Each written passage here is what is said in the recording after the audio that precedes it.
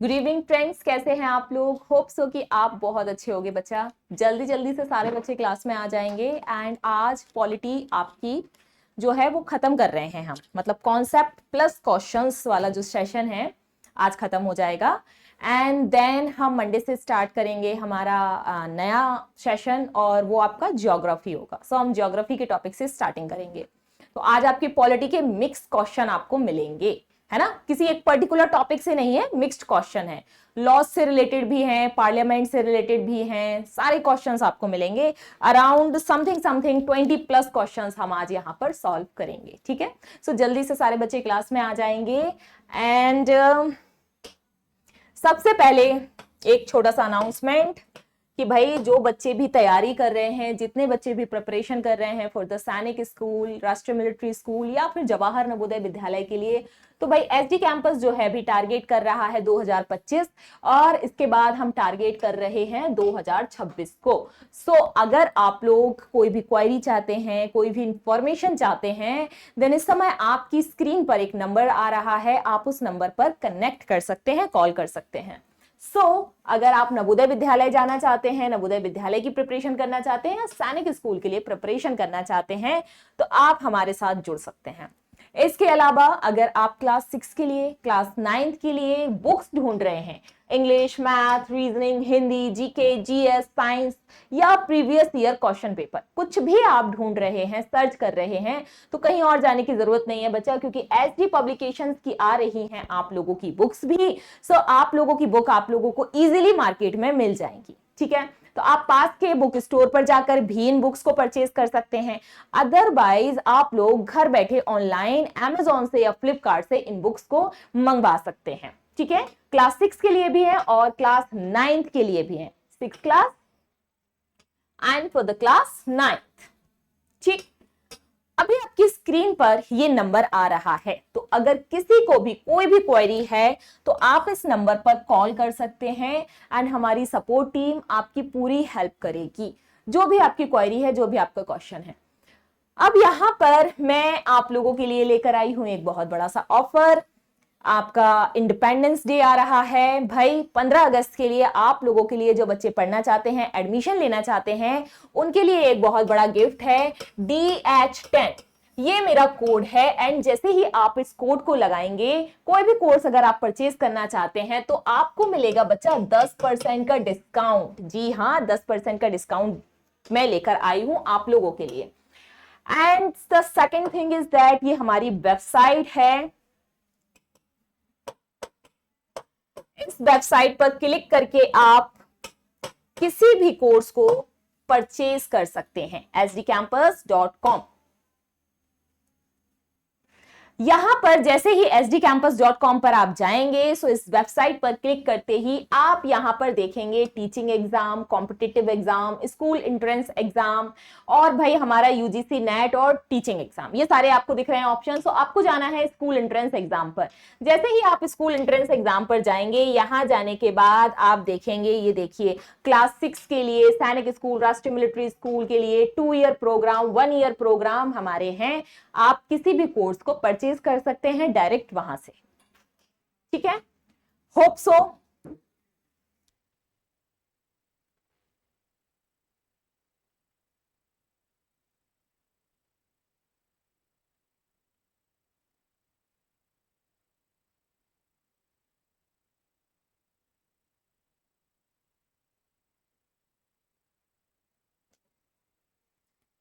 Yes. ये हमारा number है, ये मेरा कोड है DH10, इससे मिलेगा आपको 10% का डिस्काउंट। चलो अब चलते हैं भाई, पॉलिटी की है आज लास्ट क्लास, तो आई डोंट थिंक सो कि मुझे किसी टॉपिक को अब यहाँ पर रिवाइज करने की जरूरत है, कुछ भी आपको बताने की जरूरत है, क्योंकि धीमे धीमे धीमे धीमे बहुत सारी चीजों को हम कॉन्सेप्ट प्लस क्वेश्चन लेके चल रहे हैं इतने टाइम से, है ना। और नोटिफिकेशन तो आप लोगों को मिल ही जाते हैं पहले से, तो आप लोग ऑब्वियसली पढ़ के ही आते होंगे। तो आज रहेंगे आपके बच्चा mixed question.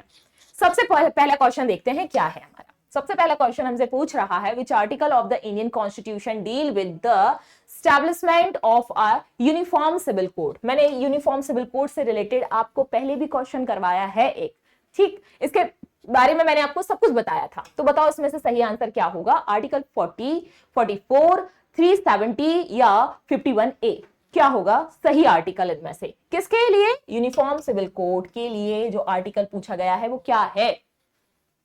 Which article of the Indian Constitution deal with the establishment of a uniform civil code? ये मैंने पहले भी करवाया है आप लोगों को क्लास में, आर्टिकल बताया है मैंने। मुझे लगता है ये इजी होगा आपके लिए। तो क्या है इसका राइट आंसर? बेटा राइट आंसर है आर्टिकल 44 जो है वो यूनिफॉर्म सिविल कोड के साथ में डील करता है। ठीक है, चलो नेक्स्ट क्वेश्चन की तरफ मूव करते हैं। अच्छा, ये सारे क्वेश्चन एक तरह से जितने भी क्वेश्चंस मैंने अब तक करवाए हैं, ट्रस्ट मी, इनमें से ही आपके क्वेश्चंस बनेंगे। यहीं से पॉलिटी के क्वेश्चन कहीं और से नहीं आने वाले हैं, क्योंकि जितना भी मैंने करवाया है सब कुछ आपके सिलेबस के अकॉर्डिंग ही है। तो यहीं से आपके क्वेश्चंस बनेंगे, ध्यान रखना इस बात का। चलो नेक्स्ट क्वेश्चन देखते हैं। In which part of the Indian Constitution are the emergency provision outlined? Emergency provision जो है इंडियन कॉन्स्टिट्यूशन में, in which part, किस पार्ट में इंडियन कॉन्स्टिट्यूशन के are the emergency provision outlined? So part first, second, third या फिर आपका part 18 यानी पार्ट 18, किस में बात की गई है इमरजेंसी के बारे में? In which part of the Indian constitution are the emergency provision outline? तो हमें पता होना चाहिए इमरजेंसी प्रोविजन आउटलाइन जो है वो कौन से पार्ट में है? Part 18। D is the right answer. ठीक है, चलो मूव करते हैं आगे की तरफ। नेक्स्ट क्वेश्चन देखते हैं क्या है। नेक्स्ट क्वेश्चन है हमारा, What is the term for the temporary suspension of certain fundamental rights during a state of emergency? एक बार फिर से रिपीट कर रही हूं क्वेश्चन, ध्यान से सुनो। वैसे तो ज्यादातर मैं कोशिश करती हूं कि हिंदी भी बताऊं, पर बच्चा आप लोगों को फिर से एक बात मैं याद दिला दूं कि भाई आप लोगों के एग्जाम में कहीं भी हिंदी आपको नहीं मिलने वाली है। 6 क्लास में दोनों लैंग्वेज में आपका एग्जाम होगा, हिंदी और इंग्लिश में, या जो भी लैंग्वेज आप अपने स्टेट के अकॉर्डिंग जो भी लैंग्वेज चूज करते हैं। पर यहां 9th में आपको कोई भी हिंदी नहीं मिलेगी, आपको सिर्फ और सिर्फ इंग्लिश में ही मिलेगा paper. So what is the term for the temporary suspension of certain fundamental right during a state of emergency? Secularism, right to property, directive principles या suspension of the fundamental right? ये भी मैंने class में बताया है आप लोगों को। इस कंडीशन पर कौन से राइट्स जो है वो सस्पेंड हो जाते हैं? टेम्परेरी सस्पेंशन, हमेशा के लिए नहीं, that will be the temporary suspension. तो मैंने बताया था कि भाई जब इमरजेंसी की कंडीशन बनी थी तो क्या हुआ था, वहां फंडामेंटल राइट पूरी तरह से खत्म हो गए थे। जो पब्लिक है, पब्लिक के फंडामेंटल राइट पूरी तरह से खत्म हो गए थे। So the answer is suspension of the fundamental right. हमारे जो मौलिक अधिकार होते हैं, जो फंडामेंटल राइट होते हैं, जब इमरजेंसी की कंडीशन बनती है तो इमरजेंसी की कंडीशन में फंडामेंटल राइट पूरी तरह से खत्म हो जाते हैं। फिर जाके आप किसी भी हाई कोर्ट में, सुप्रीम कोर्ट में ये अपील नहीं कर सकते, ये नहीं बोल सकते कि भाई मेरे फंडामेंटल राइट खत्म हो गए हैं। क्यों? क्योंकि पूरे देश में, पूरी कंट्री में जो है वो किस तरह की कंडीशन बनी हुई है? इमरजेंसी की कंडीशन बनी हुई है। सो इमरजेंसी की कंडीशन में आपके फंडामेंटल राइट्स जो है वो क्या हो जाते हैं? सस्पेंशन हो जाता है, टेम्परेरी सस्पेंशन हो जाता है। नेक्स्ट क्वेश्चन, अब आप लोग जल्दी से मुझे कमेंट बॉक्स में एक आंसर बताएंगे कि भाई जो इमरजेंसी की कंडीशन बनी थी हमारी कंट्री में, ये क्वेश्चन मैंने कल ही सॉल्व करवाया है, ये किस ईयर में हमारी देश में, भारत में इमरजेंसी लगाई गई थी? ये कल ही मैंने सॉल्व करवाया है आप लोगों को। चलो नेक्स्ट क्वेश्चन की तरफ मूव करते हैं। Who has the power to recommend the imposition of the national emergency in India? So, the President, Prime Minister, Chief Justice of India and the Governor of the state. क्या होगा? Who has the power to recommend the imposition of the national emergency in India? What is the right answer? भाई कहीं भी national emergency लगेगी तो इस condition पे ना तो गवर्नर के पास में जाएगी अथॉरिटी पूरी तरह से, ना चीफ जस्टिस के पास जाएगी और ना ही प्राइम मिनिस्टर के पास जाएगी। तो कौन संभालेगा? तो सारी की सारी कंडीशंस जो आ जाती हैं, सारी की सारी जो पावर्स है एक तरह से इस कंडीशन में, पूरी की पूरी पावर जो आ जाती है वो किसके पास में आ जाती है? प्रेसिडेंट यानी कि राष्ट्रपति के हाथों में आ जाती है। So the right answer here is a. ठीक है, क्योंकि भाई सिंपल सी बात है, अगर इमरजेंसी लग रही है या कोई कंडीशन बन रही है इस तरह की, तो भाई वहां पर चीफ जस्टिस जो वहां का चीफ मिनिस्टर जो होगा, वहां का जो चीफ मिनिस्टर होगा, या तो वो पावर एंड पोजीशन में नहीं होगा, तो इस कंडीशन पे क्या होगा, जो देश का प्रेसिडेंट होगा, कंट्री का जो प्रेसिडेंट होगा, वो अपने हाथों में ले लेगा चीजों को, है ना। उस स्टेट को ऐसे ही तो खाली नहीं छोड़ सकते, ठीक है। So the right answer here is president. Next question, what does the term preamble in the Indian constitution describe? What does the term preamble in the Indian Constitution describe? First option is the power of the president, the right of citizens, the objectives of the constitution and the organization of the parliament. क्या होगा इसका सही answer? What does the term preamble in the Indian Constitution describe? ये मैंने first class में ही आप लोगों को बताया हुआ है प्रियम्बल के बारे में।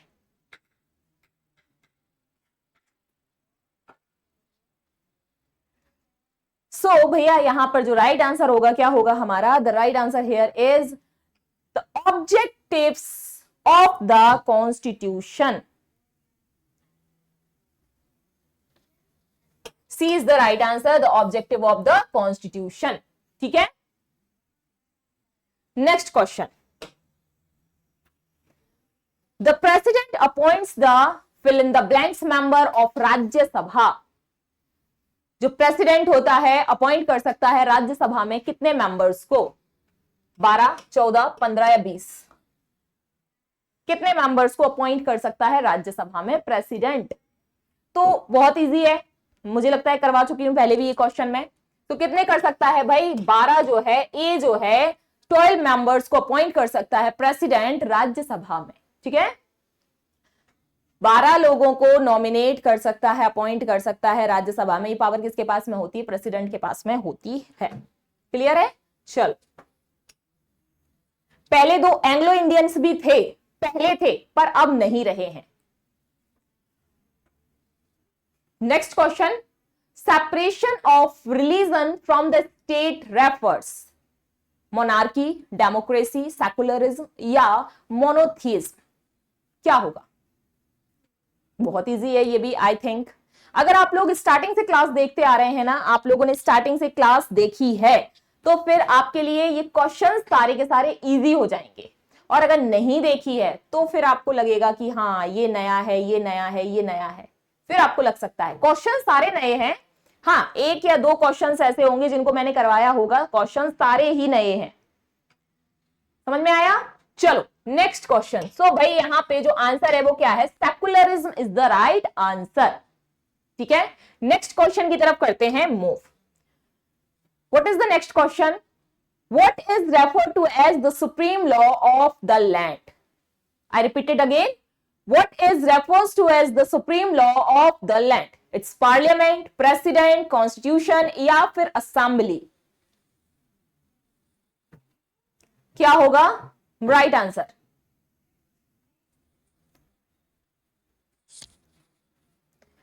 So the right answer here is भाई Constitution. C is the right answer. Constitution is the right answer. Next question. ये तो रिपीट हो गया same. How many members are nominated? वही है, अपॉइंट कर सकता है या नॉमिनेट कर सकता है by the president in Rajya Sabha. Same question repeat हो गया, चलो कोई नहीं। नेक्स्ट क्वेश्चन देखते हैं। As per which article of the Indian Constitution every arrested person is guaranteed fundamental right? कौन सा आर्टिकल है इनमें से? आर्टिकल 20, 21, 23 और 22। As per which article of the Indian Constitution every arrested person is guaranteed fundamental rights? बताओ, article 20, 21, 23 या 22? तो ये मैं पहले करवा चुकी हूं आप लोगों को। अगर मैंने करवाया नहीं है क्वेश्चन तो बर्बली मैंने बताया होगा। कौन सा है? आर्टिकल 22 है। अब आप लोग मुझे ये बताएंगे, कल की ही क्लास में मैंने आर्टिकल 22 के बारे में बताया। अब आप लोग मुझे ये बताएंगे जो आर्टिकल 22 होता है ये किसके बारे में बात करता है? क्या कहा गया है आर्टिकल 22 में? कल ही करवाया है इस क्वेश्चन को मैंने क्लास में सॉल्व। नेक्स्ट क्वेश्चन को देखते हैं। नेक्स्ट क्वेश्चन क्या बात करता है भाई, नेक्स्ट क्वेश्चन पूछ रहा है हमसे, which age group of India is guaranteed free education by the constitution. बहुत इजी है, क्लास में बताया था मैंने आप लोगों को। क्या एज ग्रुप है, which age group of India is guaranteed free education, जहां फ्री एजुकेशन, बच्चों के लिए फ्री एजुकेशन की बात की गई है, उस एज ग्रुप को पूछा गया है आपसे बाय द कॉन्स्टिट्यूशन। 6 साल से 14 साल, 6 to 12, 5 to 13, 7 to 14 या 6 to 12, क्या है सही? 6 to 14, 6 to 12, 7 to 14 या 5 to 13?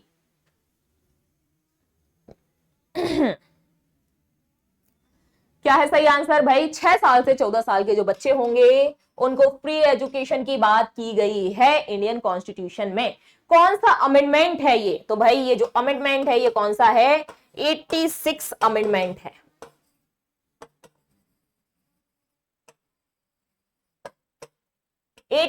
अमेंडमेंट में 6 साल से लेकर 14 साल तक के बच्चों को फ्री एजुकेशन की बात की गई है हमारे इंडियन कॉन्स्टिट्यूशन में। और ये हर बच्चे का क्या होगा? अधिकार है, ये हर बच्चे का फंडामेंटल राइट है और हर पेरेंट्स की फंडामेंटल ड्यूटी है। देखो यहां पर कितनी अच्छी बात है, इसको थोड़ा सा ध्यान देना। ये जो फ्री एजुकेशन की बात की गई है, मतलब 6 साल से लेकर 14 साल के बच्चों को पढ़ाना और फ्री एजुकेशन देना, गवर्नमेंट अगर दे रही है, फ्री एजुकेशन जो गवर्नमेंट दे रही है बच्चों को, 6 साल से लेकर 14 साल तक के बच्चों को, ये बच्चे का हो गया फंडामेंटल राइट। वहीं पर ये जो पेरेंट्स हैं, पेरेंट्स की है ये फंडामेंटल ड्यूटी। ठीक है, next question, separation of religion from the state means communalism, democracy, secularism या all of the above? Separation of religion from the state means communalism, democracy, secularism, all of the above. क्या होगा सही answer इसका?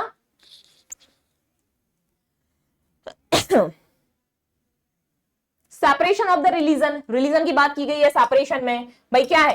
Secularism. C is the right answer, जहां पर कोई भी state, country religion के बिहाफ पर नहीं चलेगी, रिलीजन को लेकर कोई भी कंट्री आगे नहीं बढ़ेगी, किसी भी रिलीजन को एक्सेप्ट नहीं किया जाएगा। बात होगी सिर्फ डेमोक्रेसी की, बात होगी सिर्फ सही और गलत की, ना कि रिलीजन में लिखी हुई रिलीजियस बेस्ड चीजें जो हैं, रिलीजियस बेस्ड कानून जो है, रिलीजियस बेस्ड लॉ जो है वो नहीं फॉलो होगा। दैट्स इट भाई, यही है हमारा सेकुलरिज्म। ठीक है, क्लियर हुआ? Next question, which does article 44 of the Indian constitution promote? I repeated again, which does article 44 of the Indian constitution promote? Secularism, freedom of the speech, uniform civil code और right to education?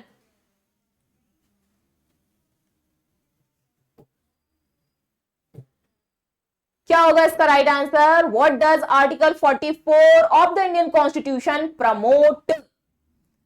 So article 44 में क्या बात कही गई है भाई? Article 44 में बात करी गई है आपकी यूनिफॉर्म सिविल कोड की। C is the right answer, uniform civil code. ठीक है, नेक्स्ट क्वेश्चन की तरफ मूव करें। In India, which religious community is considered a minority at the national level? I repeat it again. In India, which religious community is considered as a minority at the national level?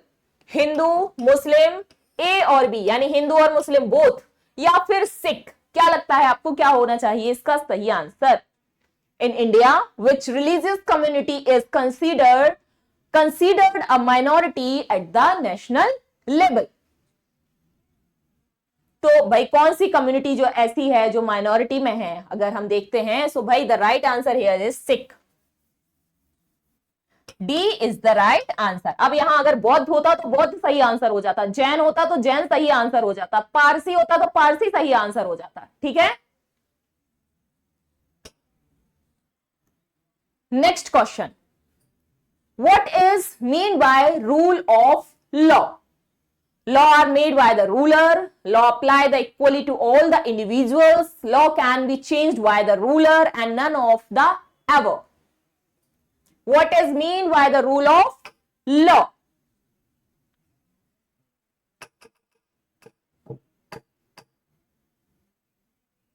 What is the right answer?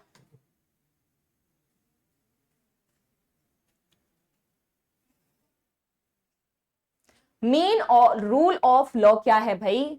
The laws apply equally to all the individuals, सब पर equally apply होगा, ऐसा नहीं है किसी पे कम हो रहा है किसी पे ज्यादा हो रहा है, सबके लिए इक्वली बनाया हुआ है। So laws apply equally to all the individuals. Next question, next question है हमारा, the power of judicially review in India is vested with the parliament, the president, the supreme court and high court, या फिर the prime minister? The power of judicially review is India is vested in judicially review, judicially power कहां पे भैया? The supreme court and the high court, ठीक है? judicially review in India कहां पर भाई? इन सुप्रीम कोर्ट और हाई कोर्ट। बात हो रही है जुडिशरी के बारे में, ठीक है, कानून के बारे में। Who has the power to pardon and reduce the sentence of the convicted person in India? भाई किसके पास में होती है क्षमा करने की जो शक्ति होती है, वो किसके पास में होती है? तो किसके पास में होती है? प्राइम मिनिस्टर के पास में, प्रेसिडेंट के पास में, चीफ जस्टिस ऑफ इंडिया के पास में, या गवर्नर के पास में? तो भाई जो जैसे किसी कोई एक पर्सन है, वो उसने कोई क्राइम किया हुआ है, उसको सुप्रीम कोर्ट ने, जैसे कि फॉर एग्जांपल सुप्रीम कोर्ट ने फांसी की सजा दे दी उसको। अब उसने क्या किया? राष्ट्रपति से ये अपील की कि भाई मुझे क्षमा कर दो, मुझसे गलती हो गई और मैं आगे से जीवन में कभी ऐसा नहीं करूंगा। तो राष्ट्रपति जो प्रेसिडेंट है उसके पास में अथॉरिटी होती है, वो चाहे तो उसको क्षमा कर सकता है, माफ कर सकता है, ठीक है? वो चाहे तो उसकी एज को, उसकी जो भी उसको पनिशमेंट मिली हुई है उसको कम कर सकता है, ठीक? ये किसके पास में पावर होती है? प्रेसिडेंट के पास में होती है। So the right answer here is B. ये बहुत अच्छा क्वेश्चन है। देखो लास्ट वाला क्वेश्चन भी बहुत अच्छा था, इसको हम कहेंगे मोस्ट इंपॉर्टेंट क्वेश्चन। ये क्वेश्चन भी अच्छा है।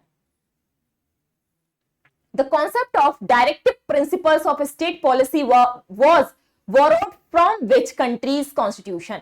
जो डायरेक्टिव प्रिंसिपल यानी राज्य की नीति निर्देशक तत्व, इसको हिंदी में बोला जाता है। इसका मतलब क्या होता है? मतलब किसी भी स्टेट को ये स्टेट की एक ड्यूटी बन जाती है कि वो अपनी स्टेट को किस तरह से लेके चल रही है, अपने स्टेट के लिए क्या लॉ बना रही है। इसको बोला जाता है directive principles of the state policy was borrowed from which countries constitution. तो ये वाली जो हमने डायरेक्टिव प्रिंसिपल्स जो हैं वो कौन सी कंट्रीज से लिए हैं?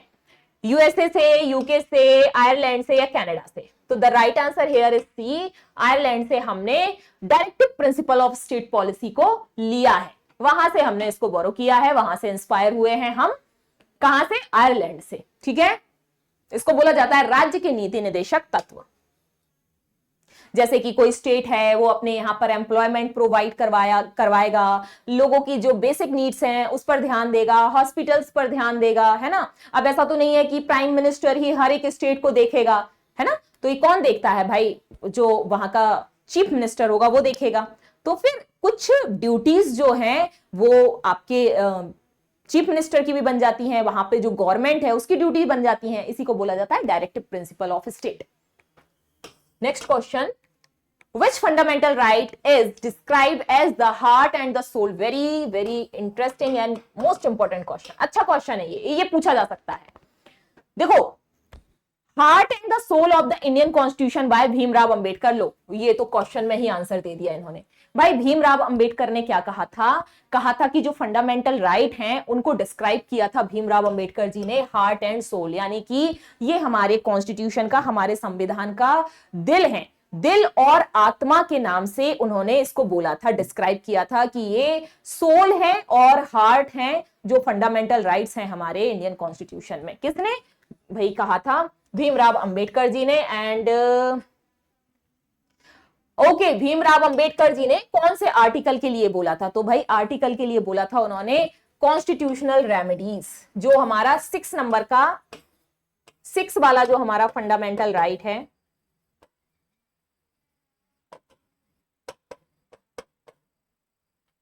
सिक्स वाला जो फंडामेंटल राइट है, राइट टू कॉन्स्टिट्यूशनल रेमेडीज, इसके लिए भीमराव अंबेडकर ने ये बोला था कि हमारे जो 6 फंडामेंटल राइट हैं उसमें से 6 नंबर का जो फंडामेंटल राइट है वो हार्ट एंड सोल है।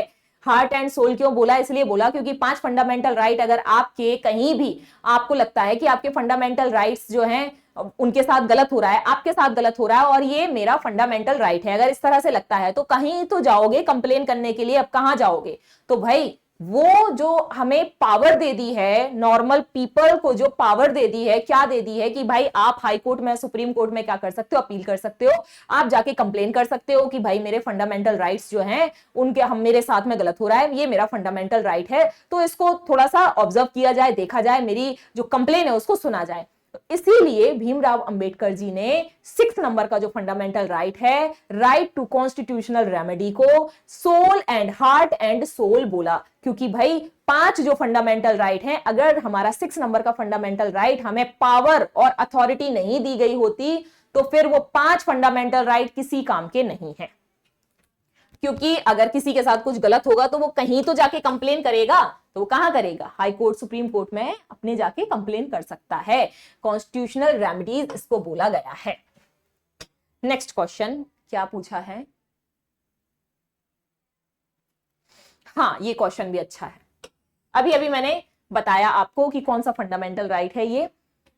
The right to education was added to the fundamental right by which amendment? 86 amendment, 93, 97 या 99? कौन सा अमेंडमेंट था? अभी अभी मैंने इसका आंसर आप लोगों को बताया है। अब अगर क्लास में अवेयर होगे तो बहुत इजीली समझ में आ जाएगा, बता दोगे जल्दी से। तो विच the right to education was added to the fundamental right by which amendment? So the right answer here is 86th amendment. A is the right answer. अभी अभी बताया ना मैंने, अभी अभी बताया है प्रीवियस वाले क्वेश्चन में। एजुकेशन राइट 6 साल से लेके 14 साल के बच्चों तक के लिए फंडामेंटल, ये उनका राइट हो गया, ये उनका फंडामेंटल राइट हो गया। पेरेंट्स की फंडामेंटल ड्यूटी हो गई 6 साल से लेके 14 साल तक के बच्चों को फ्री एजुकेशन। कौन सा अमेंडमेंट है? 86 अमेंडमेंट है। Next, which article of the Indian Constitution deal with the protection of minority? Article 29, 30, 31 या फिर बोथ A एंड B? क्या होगा इसका? आर्टिकल 29 और 30 दोनों में ही क्या कही गई है? प्रोटेक्शन ऑफ माइनॉरिटीज की बात की गई है। So both A and B, D is the right answer. Next question, ये क्वेश्चन अच्छा है, most important. Who among the following can remove a judge of the Supreme Court of India? The Chief Justice of India, President, Prime Minister of Parliament? बताओ क्या होगा इसका right answer? Who among the following can remove a judge of the Supreme Court of India?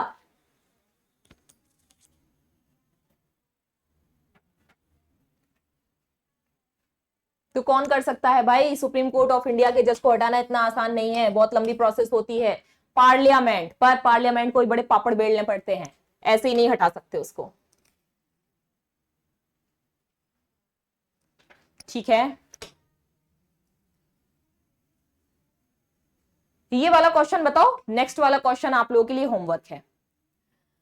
Which amendment act is associated with the introduction of GST in India? जब GST लाया गया India में तो कौन सा अमेंडमेंट था? कौन से अमेंडमेंट के थ्रू, किस नंबर का अमेंडमेंट था जब GST स्टार्ट किया गया इंडिया में?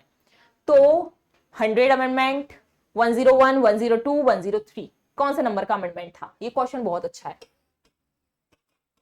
और भाई पॉलिटी के आज मिक्स्ड वाले क्वेश्चन थे, सो आज से पॉलिटी आपकी यहीं पे आप लोगों को एक आइडिया दिया है मैंने, कौन कौन से टॉपिक हैं, किस तरह से क्वेश्चंस बन सकते हैं। इसके बाद हम स्टार्ट करेंगे ज्योग्राफी। ठीक है, तो भाई 101 अमेंडमेंट था जहां पर जीएसटी को लाया गया था, ठीक। एंड प्रीवियस क्वेश्चन जो है आपका है ये एक छोटा सा होमवर्क, जो the which part of the Indian constitution deal with the Panchayati Raj, जो पंचायती राज्यों की बात की गई है वो इंडियन कॉन्स्टिट्यूशन में किस पार्ट में बात की गई है, इसका आंसर आप लोग मुझे करेंगे, कमेंट में बताएंगे। सो सारे बच्चों के कमेंट तो मैं देखती ही हूँ। होप सो कि इसको अगर आपको पता नहीं है तो भाई सर्च करो, थोड़ा सा ढूंढो चीजों को, इसीलिए तो देती हूँ मैं एक एक होमवर्क जो आपको देती हूँ ना, इसीलिए देती हूँ ताकि आप लोग थोड़ा सा गूगल करो, थोड़ा सा देखो चीजों को, थोड़ा सा पढ़ो, ठीक है। सो ये थे हमारे कुछ क्वेश्चंस, आज हमने इनको अच्छे से एक्सप्लेन किया। मिक्स्ड क्वेश्चन थे आपके पॉलिटी के, तो उम्मीद है कि आप लोगों ने सॉल्व किए होंगे। एंड बहुत सारे क्वेश्चंस ऐसे थे जो बिल्कुल नए थे, है ना। एक दो क्वेश्चंस ऐसे थे जो मैं प्रीवियस क्लास में करवा चुकी हूं आप लोगों को, तो आप लोगों से सॉल्व हुए होंगे क्वेश्चंस, आई होप सो। अगर नहीं हुए हैं तो भाई पढ़ना स्टार्ट कर दो जल्दी से, ताकि आप लोग अच्छे से क्वेश्चंस को सॉल्व कर सकें। तो मिलते हैं नेक्स्ट क्लास में मंडे को एक नए चैप्टर के साथ, ठीक है। तब तक अपना ख्याल रखो, अच्छे से रहो। जय हिंद।